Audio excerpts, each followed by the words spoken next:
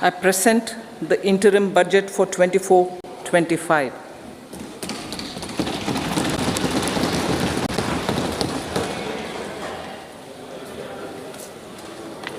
The Indian economy has witnessed profound positive transformation in the last 10 years. The people of India are looking ahead to the future with hope and optimism. With the blessings of the people, when our government, under the visionary and dynamic leadership of Honorable Prime Minister Shri Narendra Modi, assumed office in 2014, the country was facing enormous challenges. With Sabka Saath, Sabka Vikas as its mantra, the government overcame those challenges in right earnest. Structural reforms were undertaken. Pro-people programs were formulated and implemented promptly. Conditions were created for more opportunities for employment and entrepreneurship. The economy got a new vigor. The fruits of development started reaching the people at scale. The country got a new sense of purpose and hope.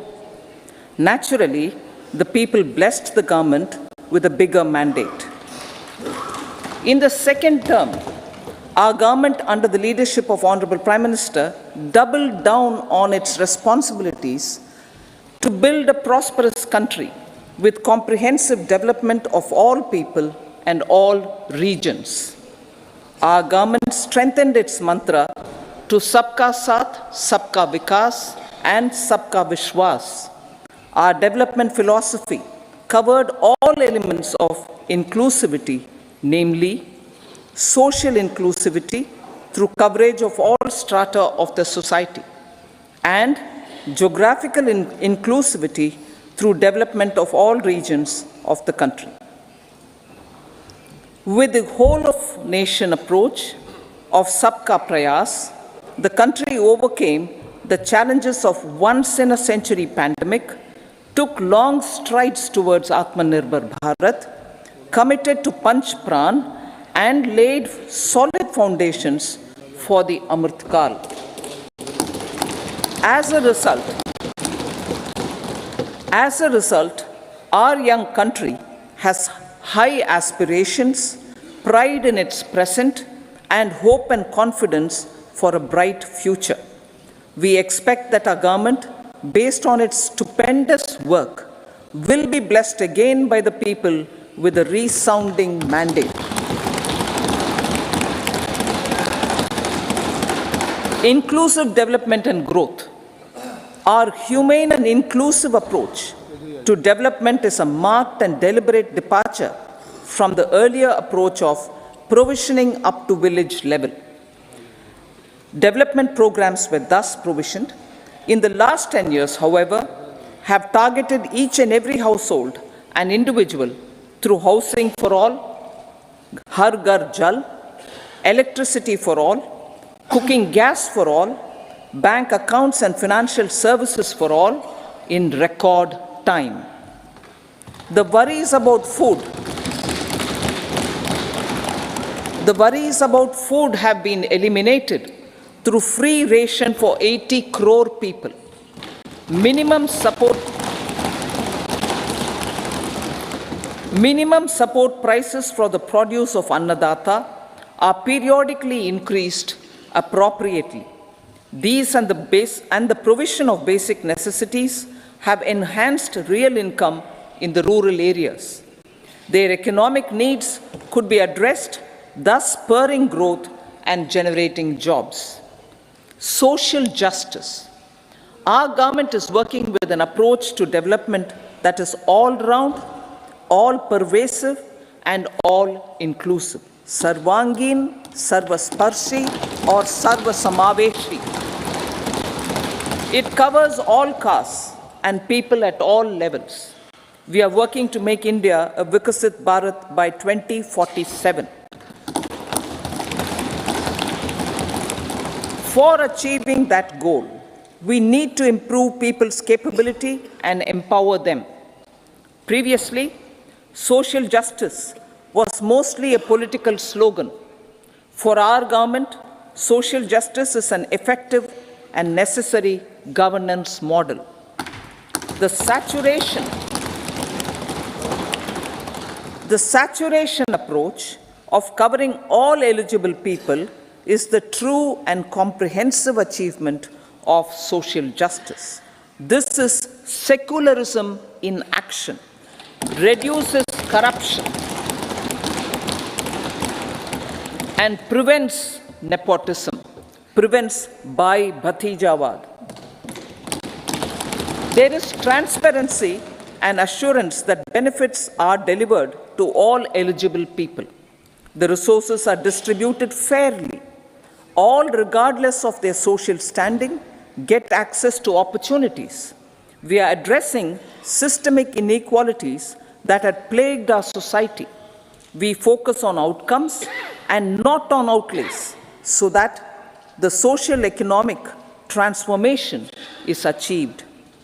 As our Prime Minister firmly believes, we need to focus on 4 major castes.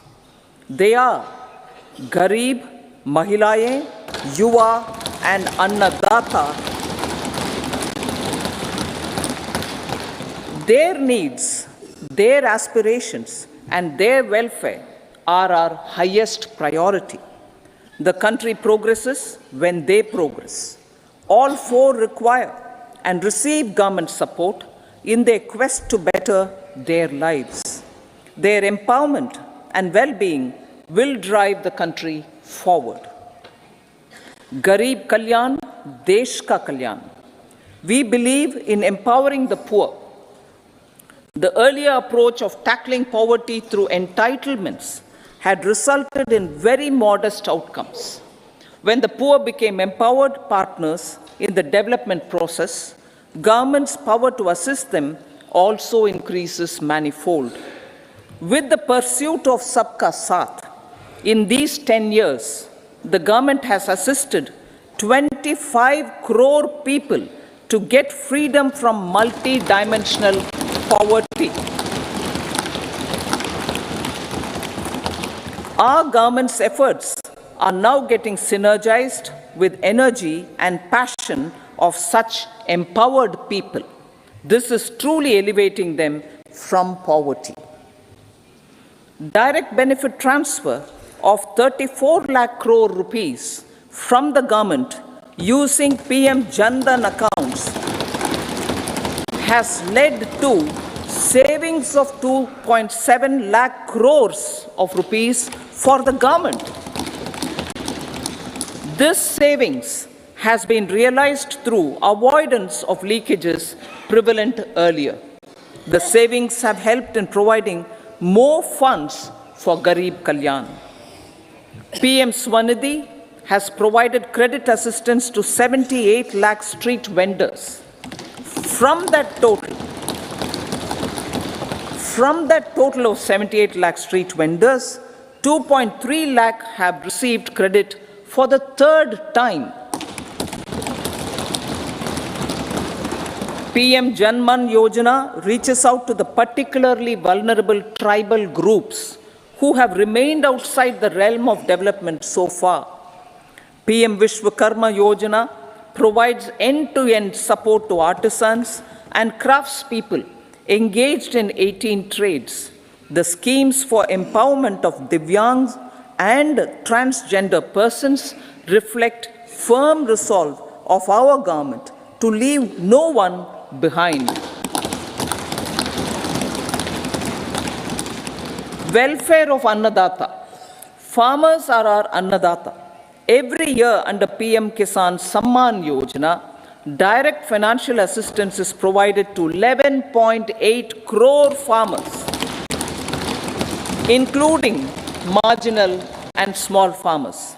Crop insurance is given to 4 crore farmers under PM Fasal Bima Yojana. These, besides several other programs, are assisting Annadata in producing food for the country and for the world. Electronic National Agricultural Market has integrated 1,361 mandis and is providing services to 1.8 crore farmers with trading volume of 3 lakh crores of rupees. The sector is poised for inclusive, balanced, higher growth and productivity. These are facilitated from farmer-centric policies, income support, coverage of risks through price and insurance support, promotion of technologies and innovations through startups. Empowering the Amrit PD, the Yuva. Our prosperity depends on adequately equipping and empowering the youth. The National Education Policy 2020 is ushering the transformational reforms. PM Schools for Rising India, PM Shri, are delivering quality teaching and nurturing holistic and well-rounded individuals. The Skill India mission has trained 1.4 crore youth,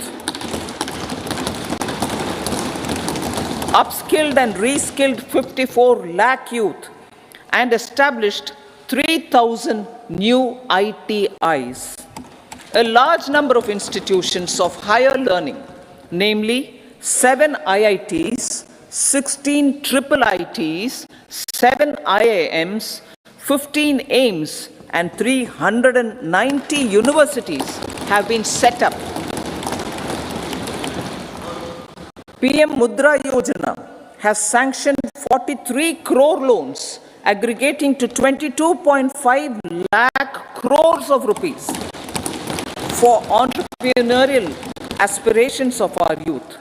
Besides that, Fund of Funds, Startup India, and Startup Credit Guarantee schemes are assisting our youth.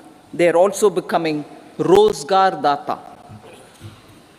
The country is proud of our youth scaling new heights in sports. The highest ever medal tally in Asian Games and Asian Para Games in 2023 reflects a high confidence level.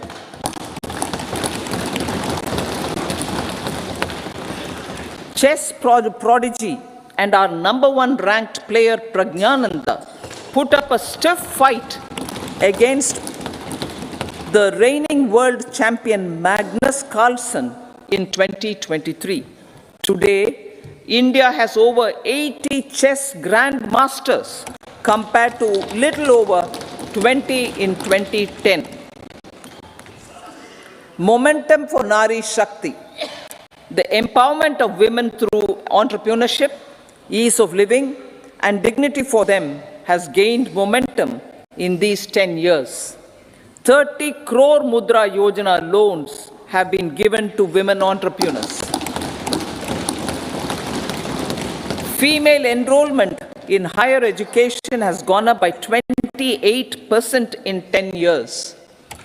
In STEM courses, girls and women constitute 43% of enrollment, one of the highest in the world. All these measures are getting reflected in the increasing participation of women in workforce. Making triple talaq illegal, reservation of 1/3 seats for women in the Lok Sabha and state assemblies, and giving over 70% houses under PM Awas Yojana in rural areas to women,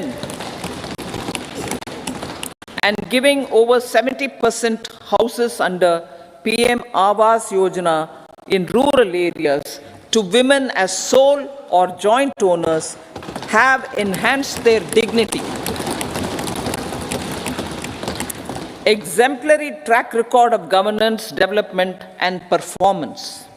Besides delivering on high growth in terms of gross domestic product, the government is equally focused on a more comprehensive GDP, that is, governance, development, and performance.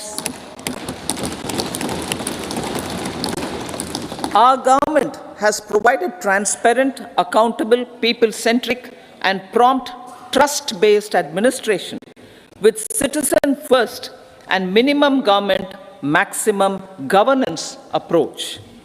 The impact of all-round development is discernible in all sectors. There is macroeconomic stability, including in the external sector. Investments are robust. The economy is doing well. People are living better and earning better, with even greater aspirations for future. Average real income of the people has increased by 50%. Inflation is moderate. People are getting empowered, equipped, and enabled to pursue their aspirations. There is effective and timely delivery of programs and of large projects. Economic management. The multi-pronged economic management over the past 10 years has complemented people-centric, inclusive development. Following are some of the major elements. 1.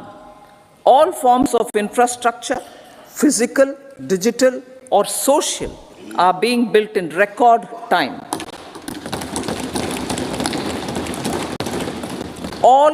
Number 2, all parts of the country are becoming active participants in economic growth.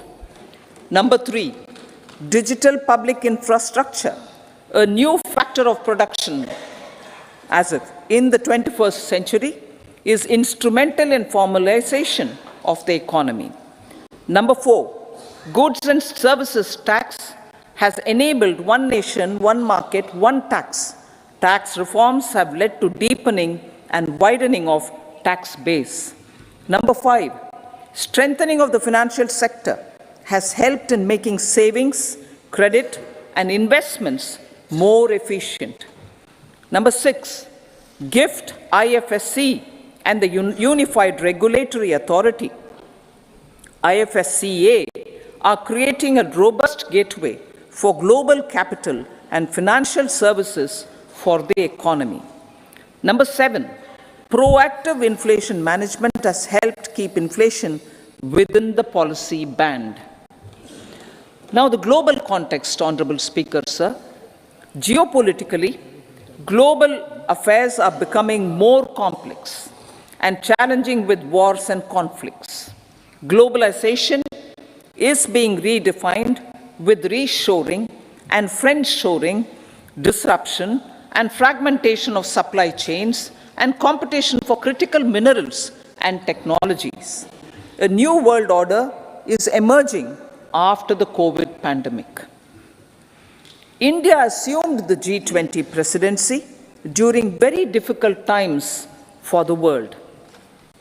The global economy was going through high inflation, high interest rates, low growth, very high public debt, low trade growth, and climate changes.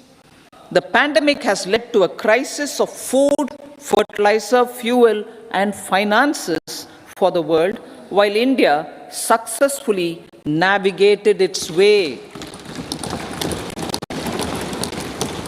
The country showed the way forward and built consensus on solutions for those global problems. The recently announced India, Middle East, Europe economic corridor is a strategic and economic game changer for India and others.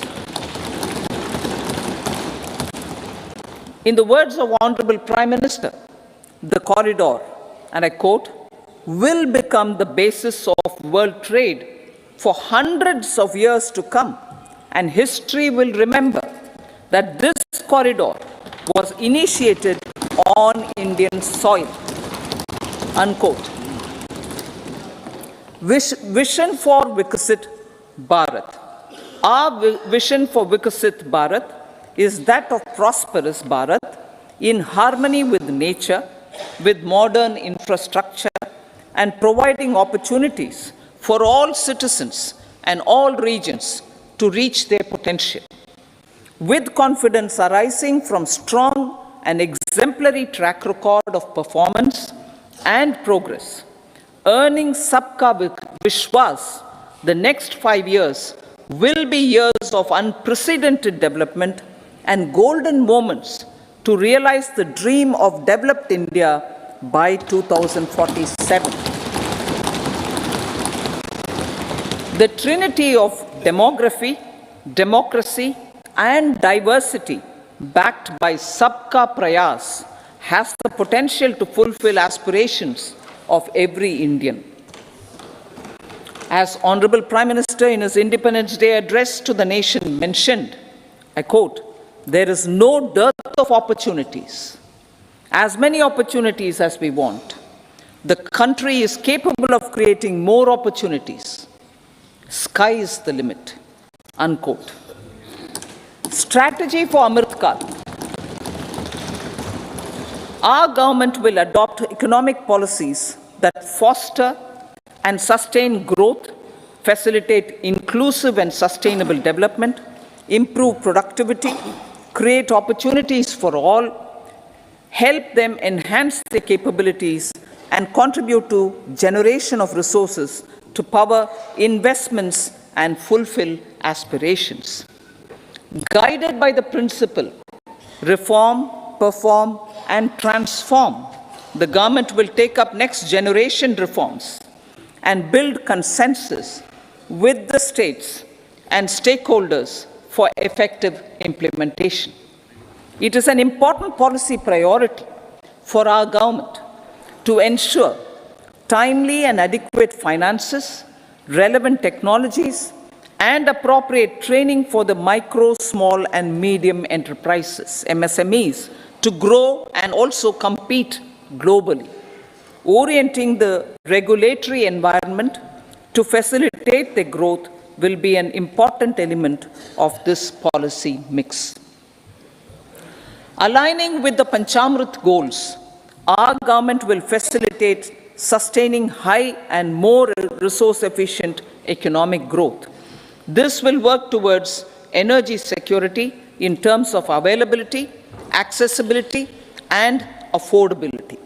For meeting the investment needs, our government will prepare the financial sector in terms of size, capacity, skills, and regulatory framework. Aspirational Districts Program. Our government stands ready to assist the states in faster development of aspirational districts and blocks, including generation of ample economic opportunities. Development of the East. Our government will pay utmost attention to make the eastern region and its people a powerful driver of India's growth.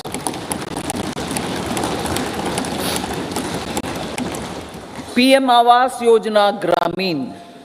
Despite the challenges due to COVID, implementation of PM Awas Yojana Gramin continued, and we are close to achieving the target of 3 crore houses. 2 crore more houses will be taken up in the next 5 years to meet the requirement arising from increase in the number of families. Rooftop solarization and Muft Bijli.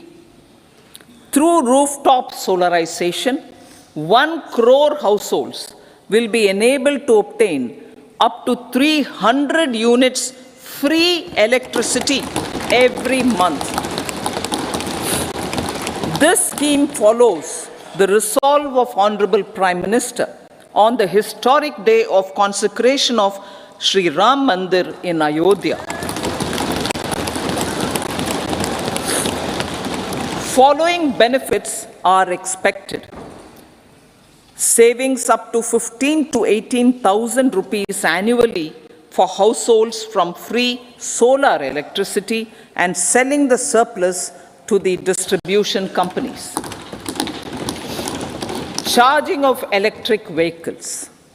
Entrepreneurship opportunities for a large number of vendors for supply and installation. Employment opportunities for the youth with technical skills in manufacturing, installation, and maintenance. Housing for middle class. Our government will launch a scheme to help deserving sections of the middle class, and I quote from Honorable Prime Minister's words, living in rented houses or slums or chawls and unauthorized colonies, unquote, to buy or build their own houses. Medical colleges. Several youth are ambitious to get qualified as doctors. They aim to serve our people through improved healthcare services. Our government plans to set up more medical colleges by utilizing the existing hospital infrastructure under various departments.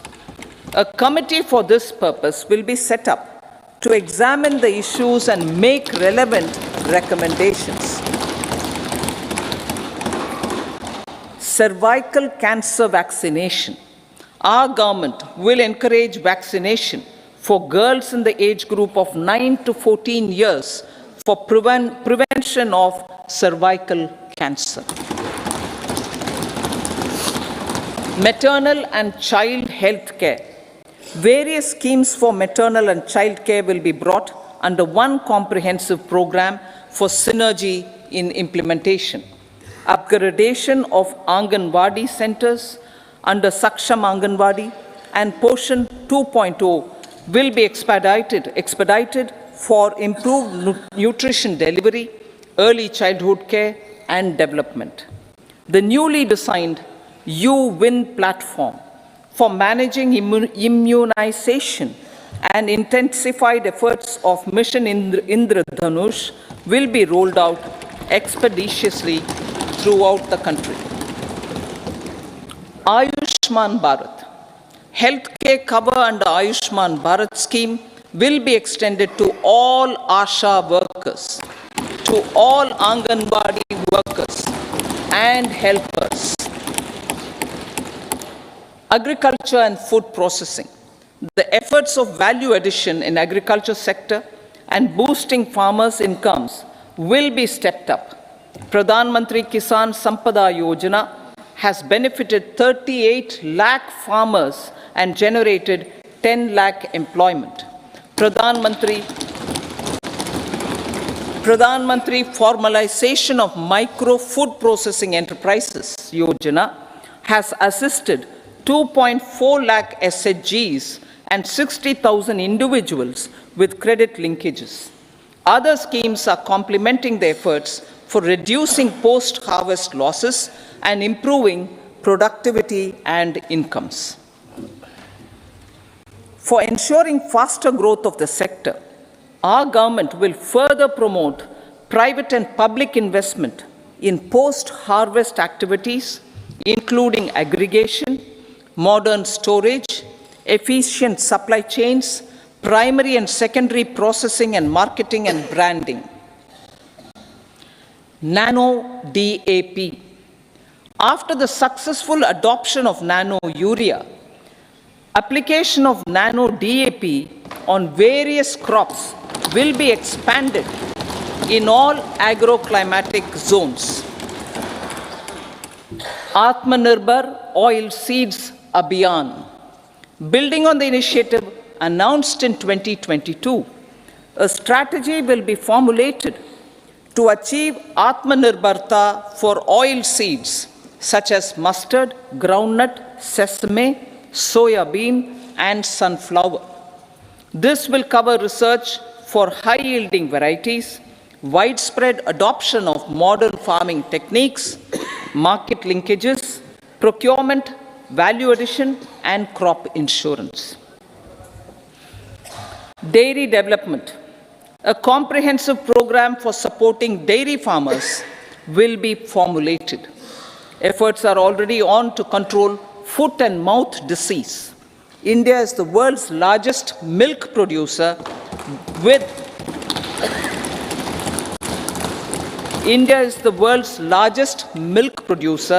but with low productivity of milch animals.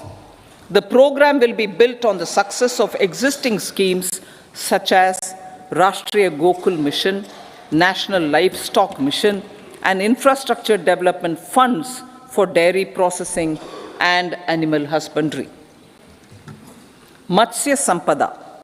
It was a government which set up a separate department for fisheries, realizing the importance of assisting fishermen. This has resulted in doubling of both inland and aquaculture production. Seafood exports since 2013-14 has also doubled. Implementation of Pradhan Mantri Matsya Sampada Yojana will be stepped up to 1. Enhance aquaculture productivity from existing 3 to 5 tons per hectare. 2. Double exports to 1 lakh crore rupees, and 3. Generate 55 lakh employment opportunities in the near future. 5 integrated aqua parks will also be set up. Lakpati Didi.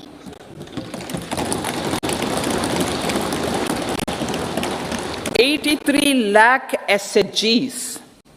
83 lakh SHGs with 9 crore women are transforming rural socio-economic landscape with empowerment and self-reliance. Honorable Speaker said, their success has assisted nearly 1 crore women to become Lakpati Didi already. They are an inspiration to others. Their achievements will be recognized through honoring them. Buoyed by the success, it has been decided to enhance the target for Lakpati Didi from 2 crores to 3 crores.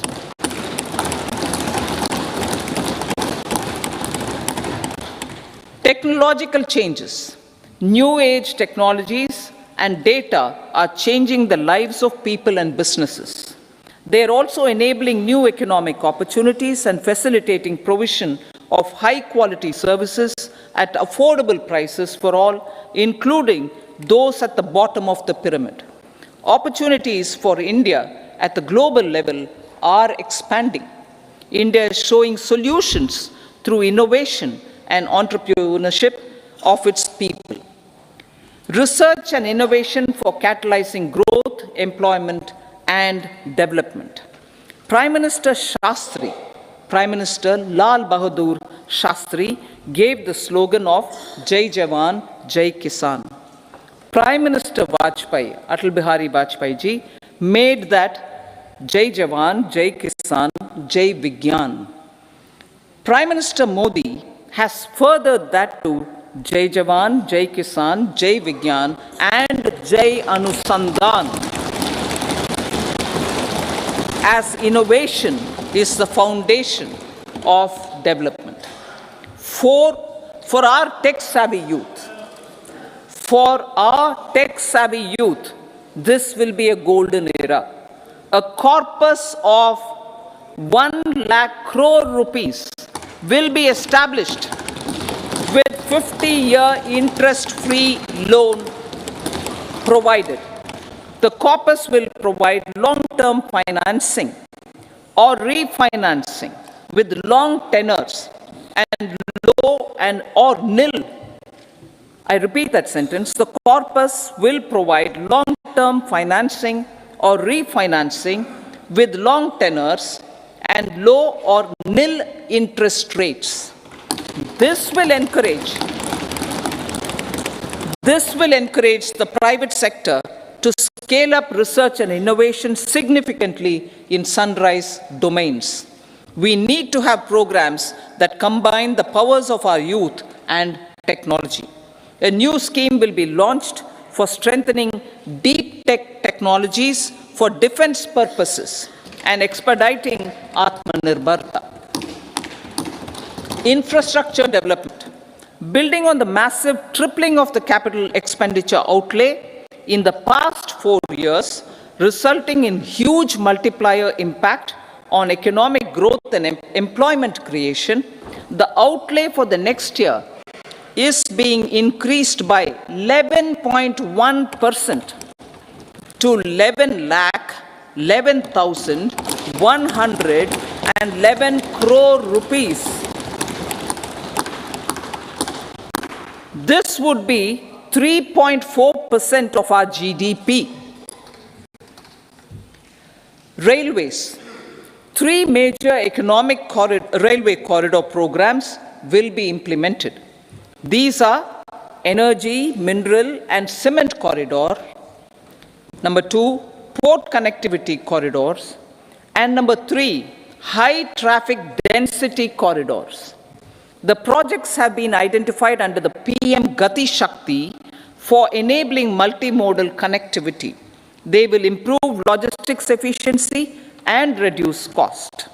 The resultant decongestion of the high traffic corridors will also help in improving operations of passenger trains, resulting in safety and higher travel speed for passengers. Together with dedicated freight corridors, these 3 economic corridor programs will accelerate our GDP growth and reduce logistic costs.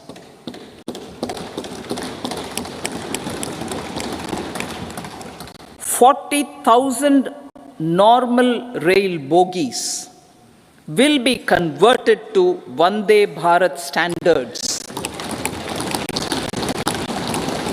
to enhance safety, convenience, and comfort of passengers. Aviation sector. The aviation sector has been galvanized in the past 10 years. Number of airports have doubled to 149. Rollout of air connectivity to Tier 2 and Tier 3 cities under UDAN scheme has been widespread. 517 new routes are carrying 1.3 crore passengers. Indian carriers have proactively placed orders for over 1,000 new aircrafts. Expansion of existing airports and development of new airports will continue expeditiously. Metro and Namo Bharat. We have a fast expanding middle class and rapid urbanization is taking place. Metro rail and Namo Bharat can be the catalyst for the required urban transformation. Expansion of these systems will be supported in large cities, focusing on transit-oriented development. Green energy. Towards meeting our commitment for net zero by 2070, the following measures will be taken. Viability gap funding will be provided for harnessing offshore wind energy potential for initial capacity of 1 gigawatt. Coal gasification and liquefaction capacity of 100 metric tons will be set up by 2030. This will also help in reducing imports of natural gas, methanol, and ammonia.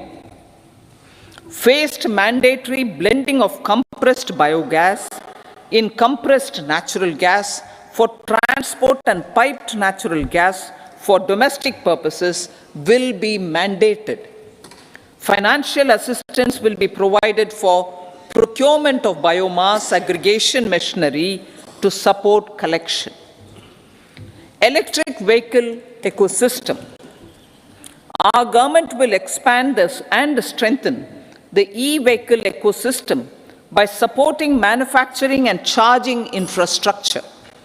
Greater adoption of e-buses for public transport networks will be encouraged through payment security mechanism.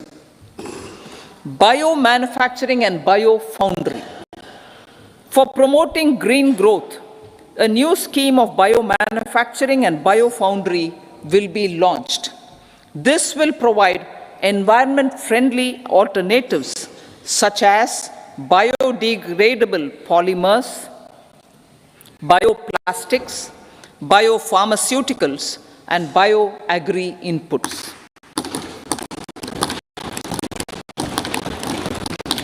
This scheme will also help in transforming today's consumptive manufacturing paradigm to the one based on regenerative principles. Blue Economy 2.0. For promoting climate resilient activities for Blue Economy 2.0, a scheme for restoration and adaptation measures and coastal aquaculture and mariculture with integrated and multi-sectoral approach will be launched.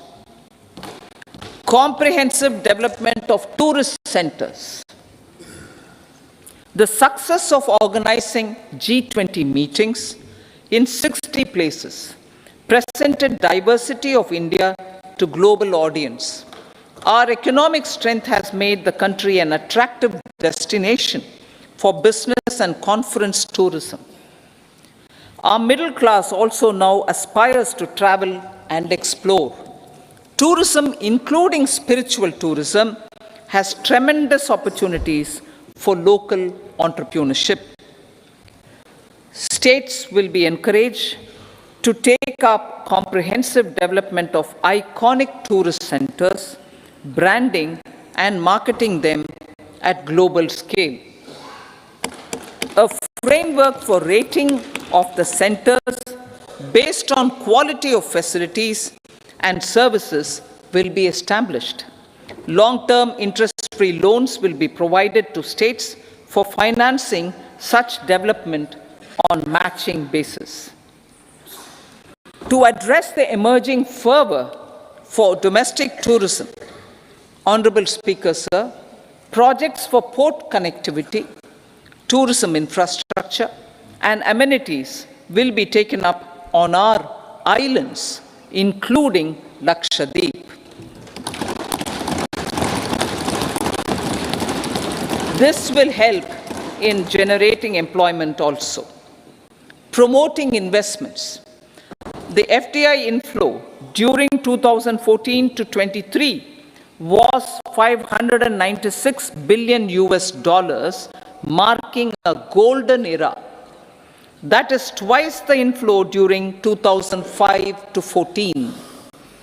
For encouraging sustained foreign investment, we are negotiating bilateral investment treaties with our foreign partners in the spirit of First Develop India. FDI is First Develop India. Reforms in the states for Vikasit Bharat. Many growth and development enabling reforms are needed in the states for realizing the vision of Vikasit Bharat. A provision of 75,000 crore rupees as 50-year interest-free loan is proposed this year to support those milestone-linked reforms by the state governments. Societal changes. The government will form a high-powered committee for an extensive consideration of the challenges arising from fast population growth and demographic changes. The committee will be mandated to make recommendations for addressing these challenges comprehensively in relation to the goal of Vikasit Bharat. Amrit Kal as Kartavya Kal. Our government stands committed to strengthening and expanding the economy with high growth and to create conditions for people to realize their aspirations. Honorable Prime Minister in his Independence Day address to the nation in the 75th year of our Republic said, and I quote, "We commit ourselves to national development with new inspirations, new consciousness, new resolutions as the country opens up immense possibilities and opportunities. It is our Kartavya Kal." Unquote. Every challenge of the pre-2014 era was overcome through our economic management and our governance. These have placed the country on a resolute path of sustained high growth. This has been possible through right policies, true intentions, and appropriate decisions. In the full budget in July, Honorable Speaker, our government will present a detailed roadmap for our pursuit of Vikasit Bharat.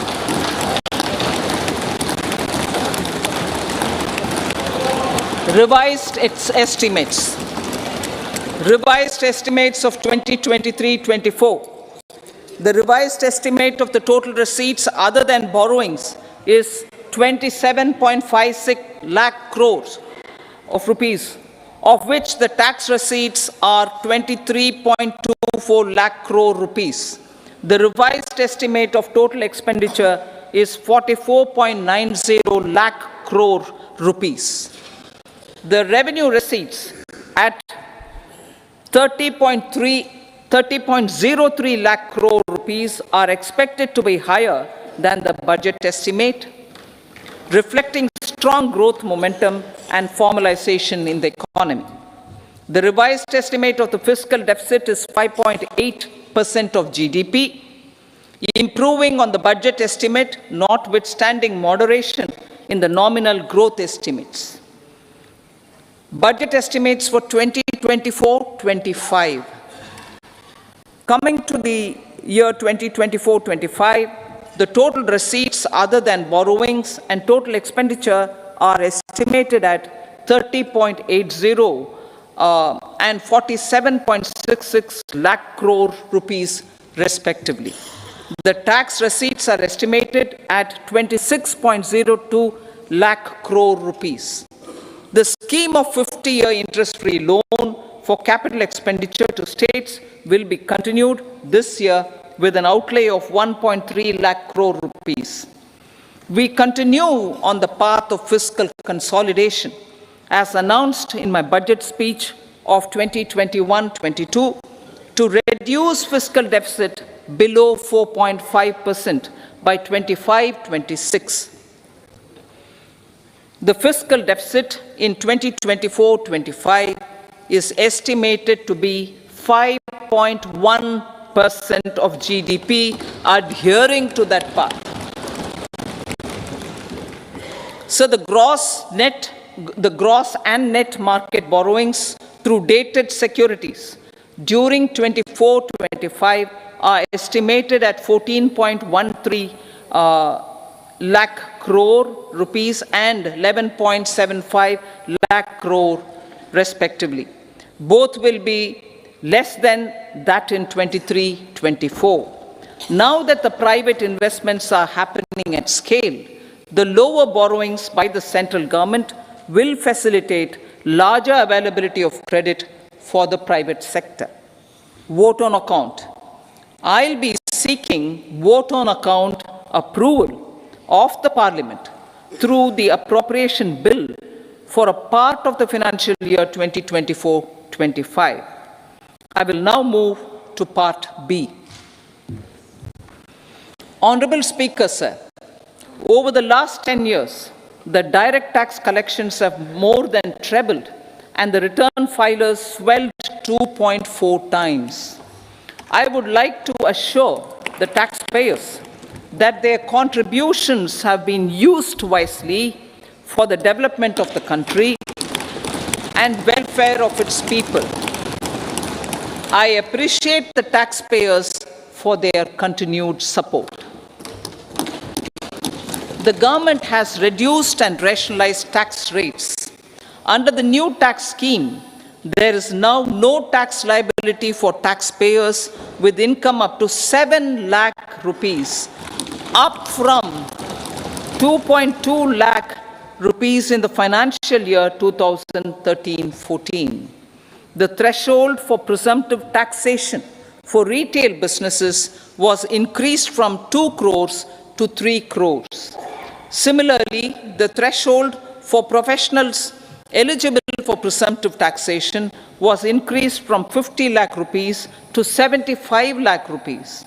Also, corporate tax rate was decreased from 30% to 22% for existing domestic companies and to 15% for certain new manufacturing companies. Honorable Speaker, sir, in the last 5 years, our focus has been to improve taxpayer services. The age-old jurisdiction-based assessment system was transformed with the introduction of faceless assessment and appeal, thereby imparting greater efficiency, transparency, and accountability. Introduction of updated income tax returns, a new Form 26AS, and pre-filling of tax returns have made filing of tax returns simpler and easier. Average processing time of returns has been reduced from 93 days in the year 2013-14 to a mere 10 days this year, thereby making refunds faster. Indirect taxation. By unifying the highly fragmented indirect tax regime in India, the GST has reduced the compliance burden on trade and industry. The industry has acknowledged the benefits of GST. According to a recent survey conducted by a leading consulting firm, 94% of industry leaders view the transition to GST as largely positive. According to 80% of the respondents, it has led to supply chain optimization, as elimination of tax arbitrage and octroi has resulted in disbanding of checkposts at the state and city boundaries. At the same time, tax base of GST more than doubled, and the average monthly gross GST collection has almost doubled to 1.66 lakh crores this year. States too have benefited. States' SGST revenue, including compensation released to states in the post-GST period of 2017-18 to 2022-23, has achieved a buoyancy of 1.22. In contrast, the tax buoyancy of state revenues from subsumed taxes in the pre-GST four-year period of 2012-13 to 2015-16 was a mere 0.72. The biggest beneficiaries are consumers, as reduction in logistic cost and taxes have brought down prices of most goods and services. We have taken a number of steps in customs to facilitate international trade. As a result, the import release time declined by 47% to 71 hours at inland container depots, by 28% to 44 hours at air cargo complexes, and by 27% to 85 hours at seaports over the last 4 years since 2019, when the national time release studies were first acted. Tax proposals. As for tax proposals, in keeping with the convention, I do not propose to make any changes relating to taxation and propose to retain the same tax rates for direct and indirect taxes, including import duties. However, certain tax benefits to startups and investments made by sovereign wealth or pension funds, as also tax exemption on certain income of some IFSC units, are expiring on 31/3/2024. To provide continuity in taxation, I propose to extend the date to 31/3/2025. Moreover, in line with the government's vision to improve ease of living and ease of doing business, I wish to make an announcement to improve taxpayer services. There are a large number of petty, non-verified, non-reconciled, or disputed direct tax demands, many of them dating as far back as 1960. 62, which continue to remain on the books, causing anxiety to honest taxpayers and hindering refunds of subsequent years. Honorable Speaker, sir, I propose to withdraw such outstanding direct tax demands up to 25,000 rupees pertaining to the period up to financial year 2009-10 and up to 10,000 rupees for financial years 2010-11 to 2014-15. This is expected to benefit about 1 crore taxpayers. 1 crore taxpayers would benefit out of this. Economy then and now. In 2014, when our government assumed the reins, the responsibility to mend the economy step by step and to put the governance systems in order was enormous. The need of the hour was to give hope to the people, to attract investments, and to build support for the much-needed reforms. The government did that successfully, following a strong belief of nation first. The crisis of those years has been overcome, and the economy has been put firmly on a high, sustainable growth path with all-round development. It is now appropriate to look at where we were then. I repeat, it is now appropriate to look at where we were then till 2014 and where we are now, only for the purpose of drawing lessons from the mismanagement of those years. The government will lay a white paper on table of the House.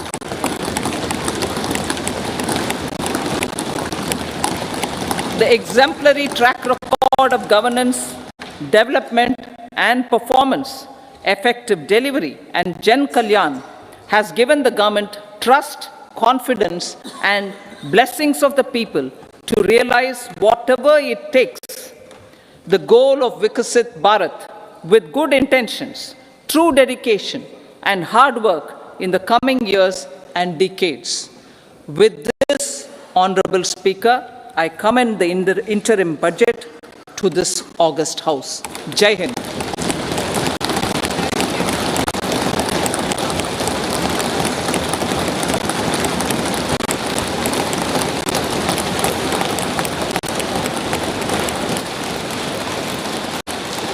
Item number 2 Shrimati Nirmala Sitharaman ji.